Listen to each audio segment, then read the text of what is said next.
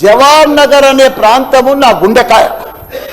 అలా ప్రజలకు చెప్పిన, అందరికి చెప్పిన, దాన్ని అంతా కూడా జిహెచ్ఎంసి మొత్తం చెత్త అంతా తెచ్చి కొన్ని ఏళ్ళ సందే ఆడనే వేస్తున్నారు.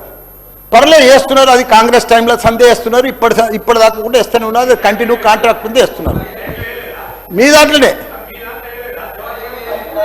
కంటిన్యూషన్ అని చెప్తున్నా. నా జర ఓపిక పట్టడానికి దండం పెడతా.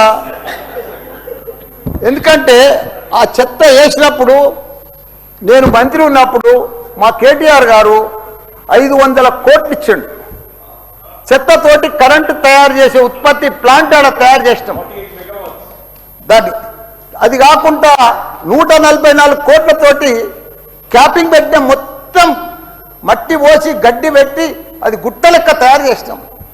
దానికి తోడు వర్షాకాలంలో అందులో వచ్చిన మురుగునీళ్ళు అంత వస్తే ఫిల్టర్ చేసేందుకు 250 కోట్లు ఇచ్చినాం. వాటి ఎస్టీపీ అంత బాగా చేసి అందంగా వాసన రాకుండా చేసినాం నా మంత్రి ఉన్నప్పుడు మా కేటీఆర్ సార్. అటువంటిది ఇప్పుడు 2 సంవత్సరాలు 4 నెలల సంది భరించలేము. కొత్త గుట్ట చెత్తకుండి తయారు చేసారు, కొత్తది ఒకటి. అది రోగాన బారి పడుతున్నారు. వాటర్ల పొల్యూషను, గాలిల పొల్యూషను, భూమిల పొల్యూషను, మురికి నీరు ఉండలేక 2 లక్షలన్నర ప్రజలు ఉంటున్నాడు.